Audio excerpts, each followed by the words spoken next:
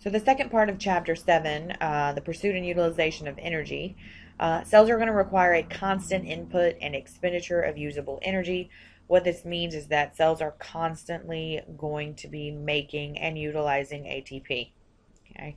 Now, energy will come directly from the sun or be contained in chemical bonds. We know that most of our microorganisms are not going to photosynthesize, so we're going to focus mainly on chemical energy. Okay. Chemical energy stored in bonds. Okay, it's going to be all about breaking bonds. When bonds are broken, energy is released. Remember catabolism, where we go from large molecules to small molecules, and we have energy as a product of that breakdown. Okay, energy is stored as ATP. It's going to be our most usable form of chemical energy. Okay, and only chemical energy can routinely drive cell transactions. So we're going to want energy found in chemical bonds. And ATP is going to be the best bet for pretty much every cell type. So a little refresher on redox reactions, oxidation reduction reactions. We're going to talk a lot about moving electrons. We're not specifically going to talk that much about moving individual electrons, although eventually it will happen. We're more so going to talk about moving hydrogens. Okay? Now, this works out because when we move a hydrogen, we move one electron with it. So as hydrogens move, so do their electrons. Okay? An oxidation reaction and a reduction reaction will happen together. Okay? You cannot lose one, okay, without another molecule gaining that electron or that hydrogen.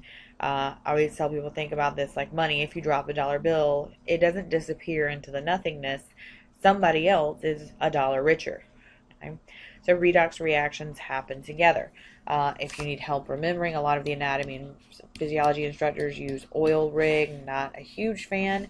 Oxidation is loss, reduction is gain. I'm a little more partial to Leo says Ger, okay, where losing electrons is oxidation and gaining electrons is reduction. You could absolutely, one thing you need to remember, electrons and hydrogens 9 times out of 10 go together. If you move a hydrogen, you move its electron too. Now, why do we care so much about moving electrons? Well, if you remember, okay, your atomic structure, in the center of the atom, we have protons and neutrons. Sorry about that. In the center of the atom, we have protons and neutrons that have no charge. Okay, and whipping around, okay, those protons are electrons. Okay, so the electrons are basically stored energy. Okay, little pockets of energy that are moving around atoms. Okay, so as you move electrons, you move energy with it.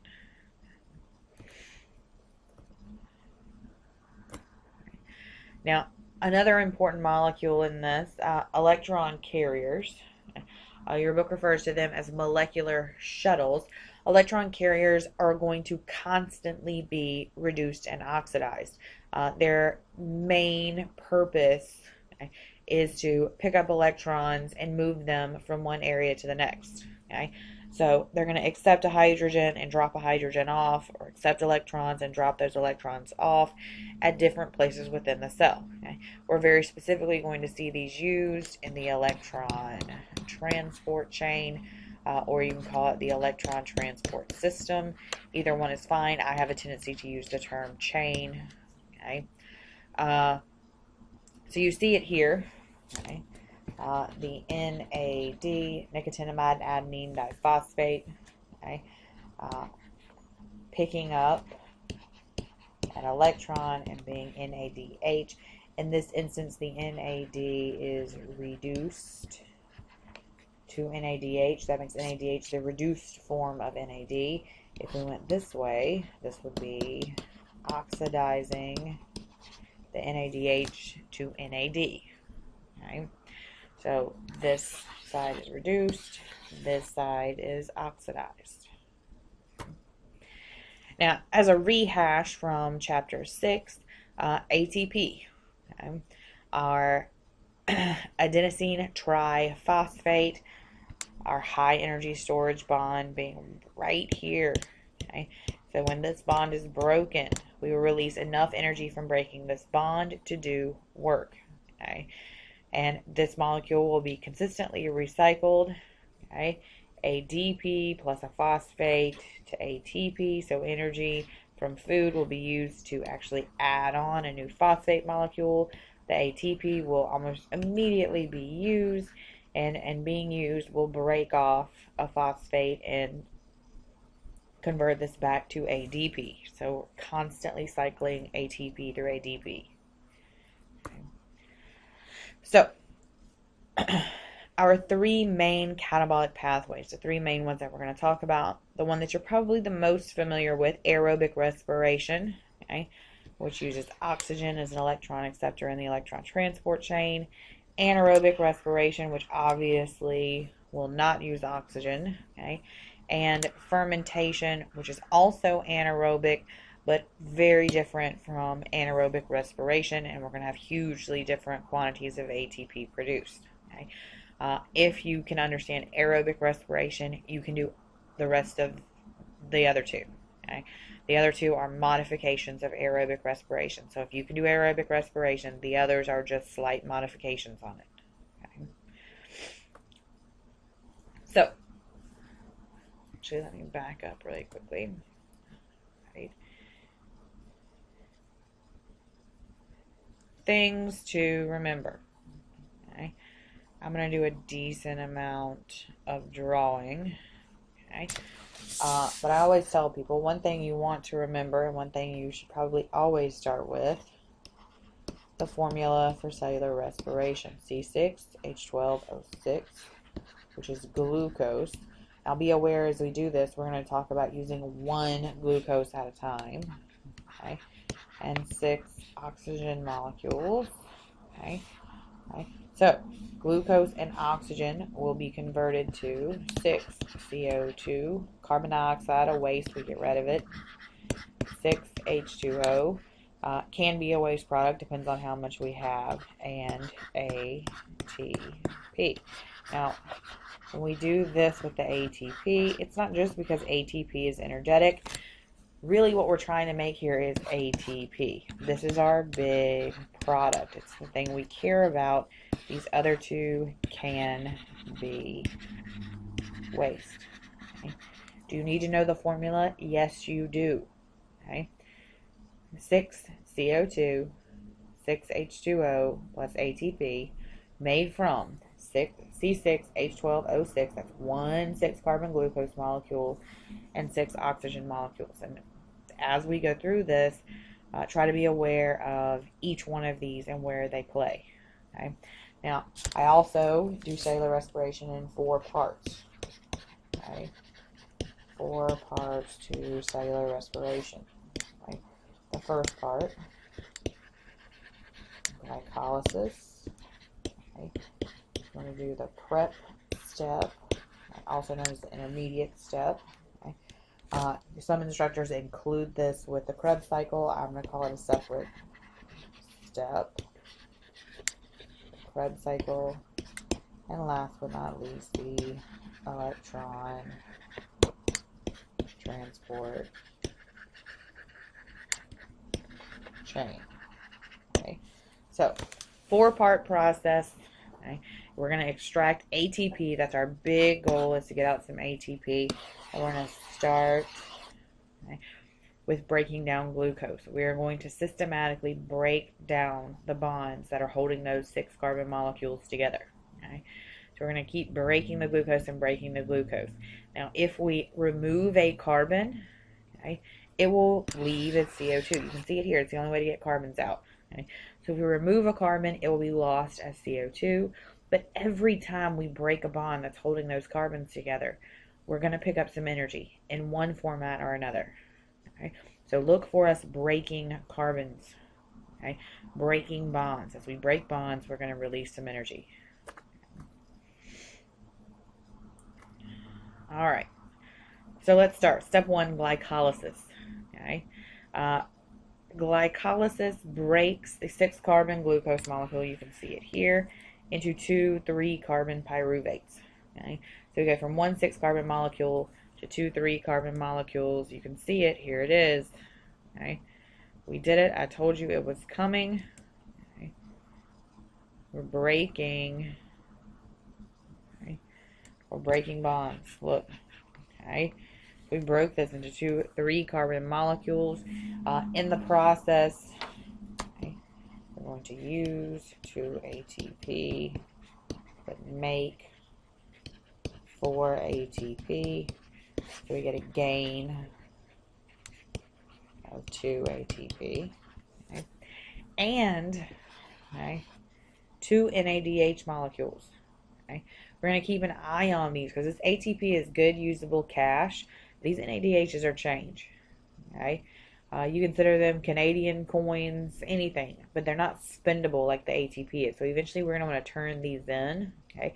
Because they're carrying energy, they're carrying hydrogens. So we're eventually going to want to turn these in and somehow get them, right, turned into ATP. So we're going to keep an eye on these. Now this is a very, very simplified version of glycolysis. The reality is glycolysis looks a lot more like this, okay? Important things that happen in glycolysis: phosphates transferred to substrates by phosphorylation. In other words, we're going to add phosphates on. Okay?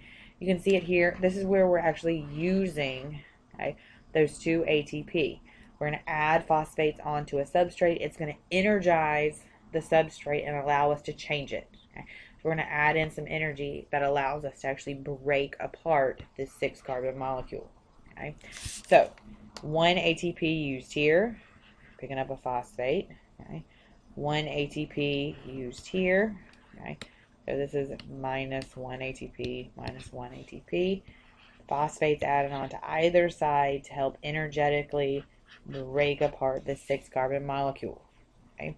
Now we have a 3-carbon molecule with a phosphate and another 3-carbon molecule with a phosphate added to it. Okay.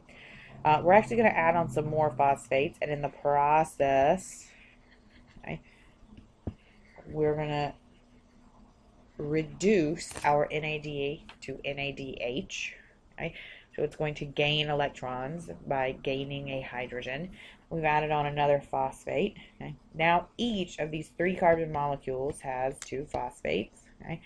Well, we're going to try to change this molecule around a little bit, but in the process, we're going to get rid of these phosphates. Well, the best thing you can do with a phosphate is add it onto an ADP to make ATP. Okay? So we're going to remove the first phosphate. That's plus 1 ATP. Okay?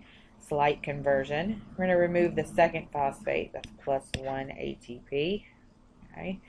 Look over here. What we do to this side, we're going to do to this side because we want to make as much ATP as possible. Okay, so plus 1 more ATP here. Okay, slight conversion, another conversion, plus 1 ATP here. We're left with 2 3-carbon pyruvate molecules.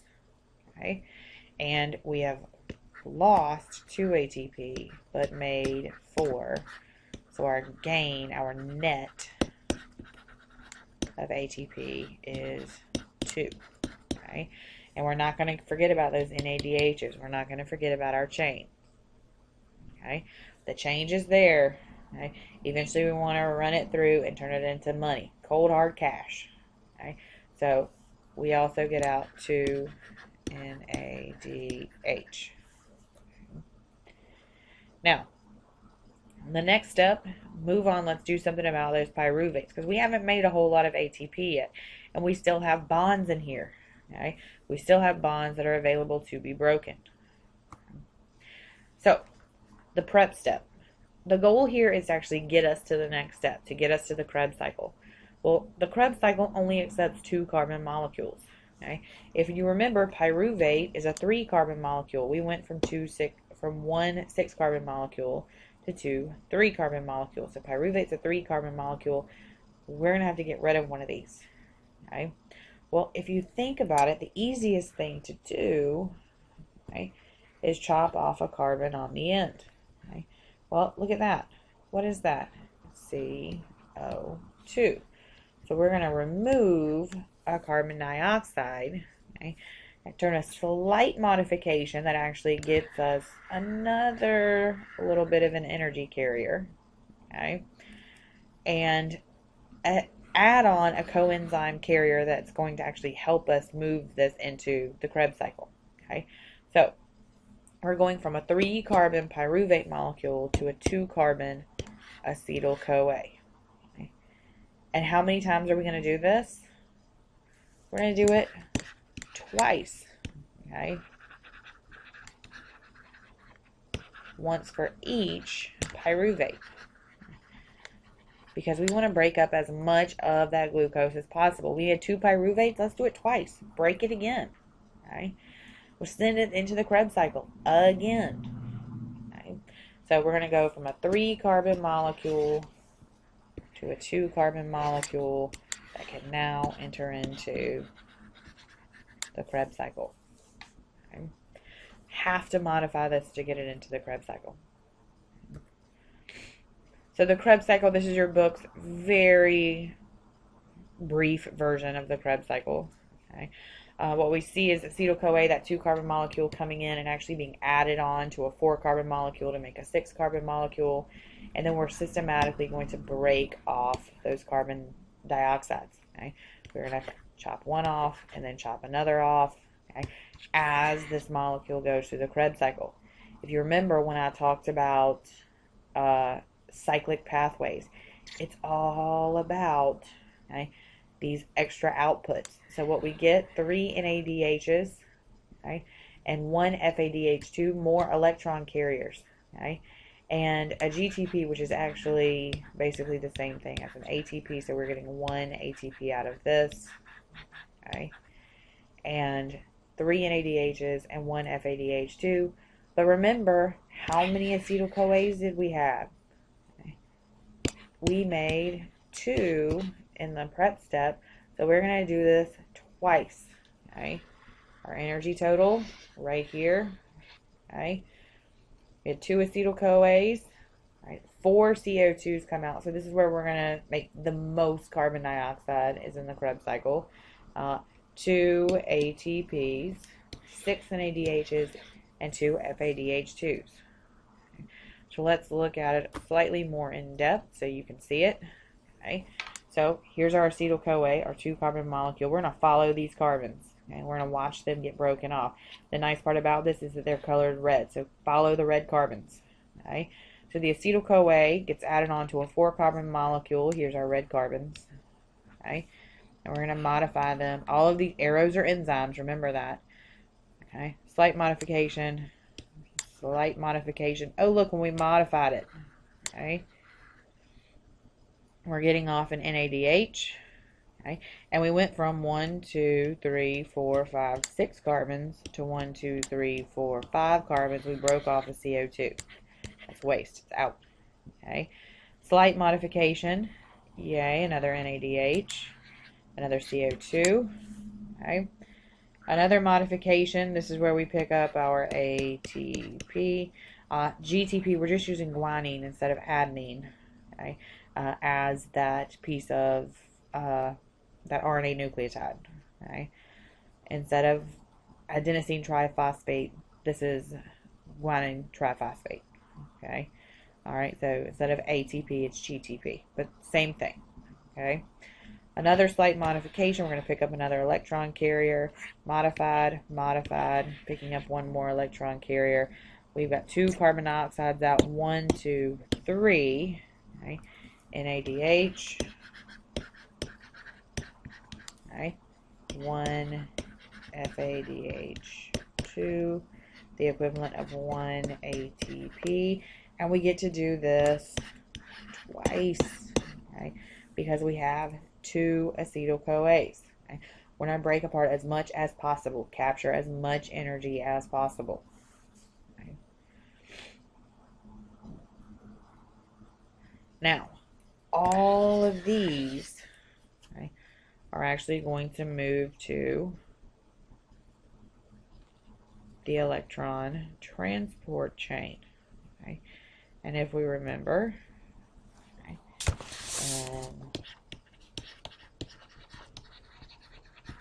glycolysis we had 1,6-carbon glucose. It's converted to pyruvate, okay, which has 3 carbons.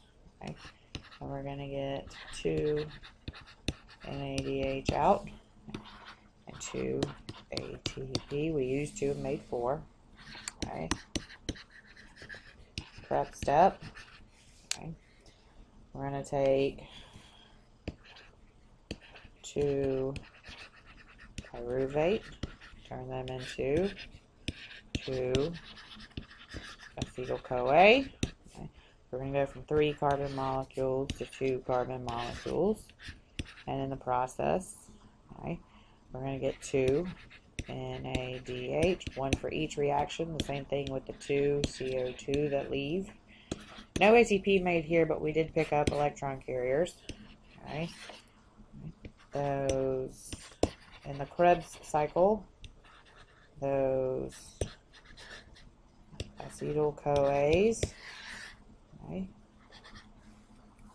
are going to give us 3 NADH, 1 FADH2, and 1 ATP, but we're going to remember that we're going to do this twice. So this number becomes 6, this becomes 2, this becomes 2.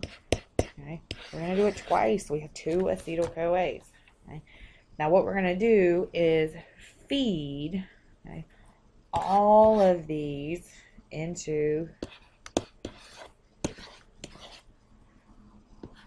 the electron transport chain. Okay, no matter where we made them. So let's count them up. 6, 7, 8, 9, 10 NADHs and 2 FADH2s.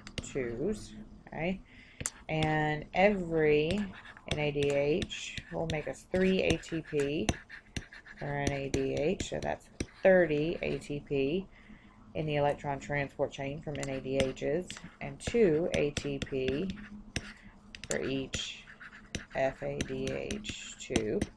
That's 4 ATP. Okay, so that's 34 ATP from the electron transport chain. Okay, so 34, 35, 36, 37, 38.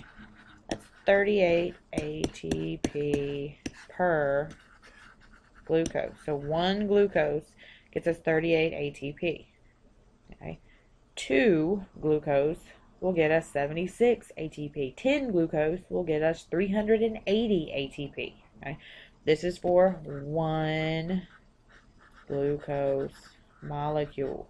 Okay, it depends on how many glucose get fed into this. Now, if you are used to electron transport chain and humans, lots of times you hear numbers like 36 ATP. That's true for humans because we have to actively transport these NADH right here, okay, into the mitochondria. All the rest of this happens within the mitochondria. Okay?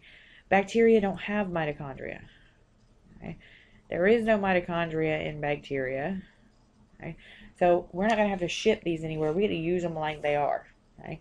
So prokaryotes get 38 ATP, okay, while eukaryotes pay shipping and handling minus 1 ATP per NADH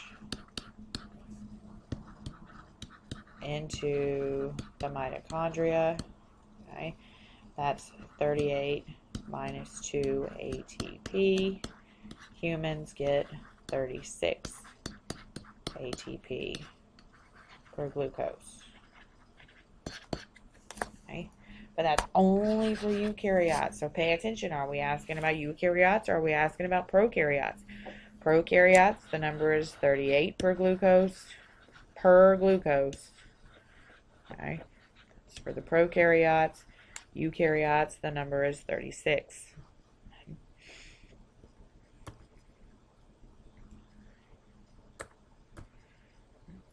So the electron transport chain. Your book does a pretty good job with the electron transport chain.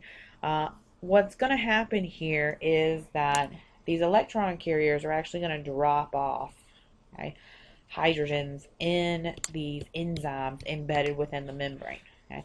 Now remember, electron transport chain is a membrane-dependent reaction, so this is the cell membrane within bacteria. Okay? It's not happening in the mitochondria. Okay? It's a cell membrane within bacteria. And what's going to happen is these molecules are actually going to begin to pump hydrogens, okay, across the outer surface. Okay? Pumping those hydrogens across creates a concentration gradient. We have lots of hydrogens here, okay, on the outside, and fewer hydrogens on this side. Okay? The electrons that are associated with the hydrogens are actually going to get pulled off, okay, and move through these molecules, and they're going to provide some of the energy to pump those hydrogens across. Okay? This is what we call a proton pump, because the electrons are gone, the hydrogens end up positively charged, so they're protons. Okay? These proton pumps pump the hydrogens across, and we have a concentration gradient. Lots of hydrogens over here. Well, the hydrogens want to come back through, okay, because they want to even everything out. The only way to get back through is to come through a large enzyme called ATP synthase. Okay? ATP synthase will allow the hydrogens back through, and it will actually let them pair back up with their electrons. But when the hydrogens come back through, the energy that they have is actually going to be used to fuel the reaction of this ATP synthase, and the ATP synthase is going to add free phosphates to ADP to make ATP.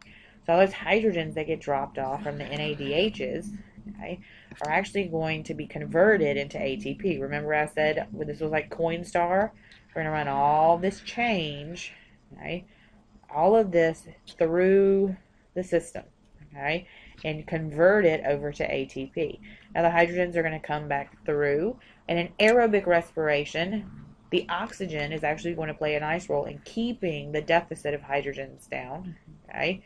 And it's going to entice the hydrogens back through. The hydrogens come and complex with the oxygen molecules to make water, okay?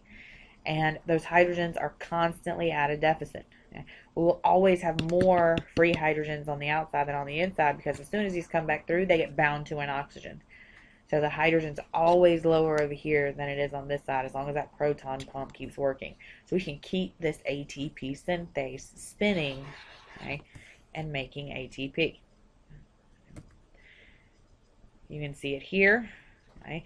Big difference, if we remember, electron transport chain in eukaryotes found in the inner mitochondrial membrane. Okay. In the prokaryotes, it's going to be on the cell membrane or plasma membrane. They both mean the same thing. Okay. Because the prokaryotes do not have organelles, there is going to be no mitochondria. Okay.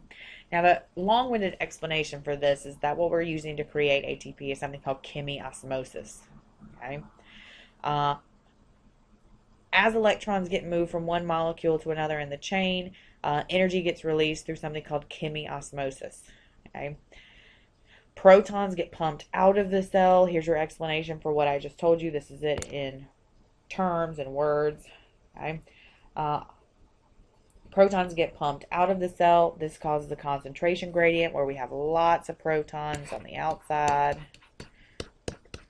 okay, and very few protons on the inside, and they want to come back through. We say, all right, but you got to come through the ATP synthase, okay, and that ATP synthase, okay, has the ability to convert ADP to ATP. Okay. It's our goal. Okay. All right.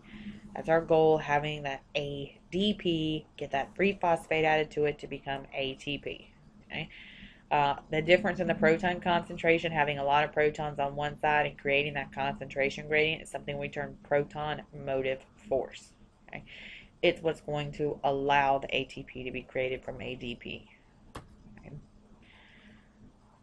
Now, electrons end up transferred to a final electron acceptor, and in the case of aerobic respiration, the final electron acceptor is oxygen. Okay. In anaerobic respiration, all of the steps are the same. The only difference is we're not going to use oxygen. Okay. The final electron acceptor is an inorganic oxygen-containing molecule. like a sulfate, like we saw in the sulfur reduction test, or a nitrate. Okay? Either one is completely acceptable. Okay? So we see it here, sulfates. Oops. Okay.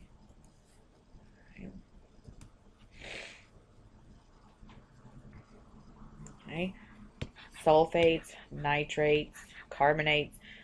All of this depends upon the organism. Some can use one pathway, some can use multiple pathways. We're just missing the oxygen. We're still going to go through glycolysis, the Krebs step, the Krebs cycle, and the electron transport chain. The difference is we're going to have a different electron acceptor at the end. Okay?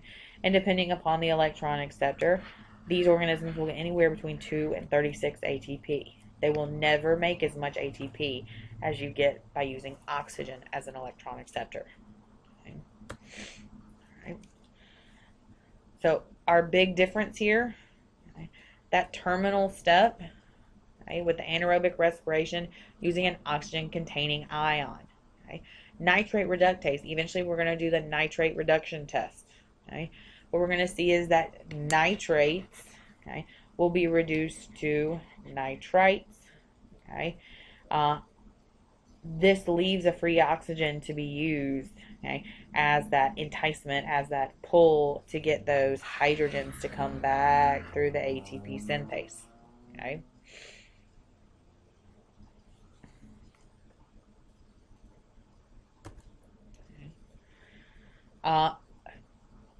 Some species, Pseudomonas and Bacillus, actually can further reduce nitrites to nitric acid or nitrous oxide or even nitrogen gas. An importance in this, in those nitrogen fixing organisms, that this is an important step in the nitrogen cycle.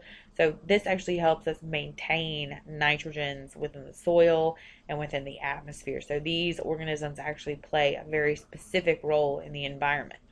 Okay. Now, again, okay, carbonates and sulfates are also used by some organisms, but none of the anaerobic pathways, none of them produce as much ATP as aerobic respiration. So if you need a lot of ATP, okay, in other words, larger multicellular organisms, aerobic respiration is going to be your best bet. Now, when it comes to fermentation, okay, we call fermentation the incomplete oxidation of glucose, okay, or of other carbohydrates in the absence of oxygen. Okay. There is no oxygen. Fermentation is also anaerobic, but here there's not going to be any electron transport chain. And if you're not going to do the electron transport chain, there is no point in doing the Krebs cycle. If you're not going to do the Krebs cycle, there's no point in doing the prep step. Okay. So fermentation stops at glycolysis. Okay. Now, glycolysis begins the breaking of the sugar molecules. Okay. That means we only get out that gain of 2 ATP per molecule that's metabolized, so per glucose molecule, 2 ATP per glucose molecule. Many bacteria have actually upped the rate at which they can ferment sugars, so they ferment extremely quickly in order to make up for the fact that they don't have enough oxygen to metabolize aerobically. Okay? So they just increase the rate at which they do glycolysis. As we know, eventually that pyruvate is further metabolized, and if you remember lab at all, major products of fermentation, acids and alcohols. And you can see lots of variety in the acids and the alcohol fermentation that are possible between organisms. Okay. You can see it here. Your book does the same thing here, specifically dealing with ethyl alcohol fermentation, what we call ethanol or alcohol fermentation, and lactic acid fermentation. Again, major products, acids, and alcohols.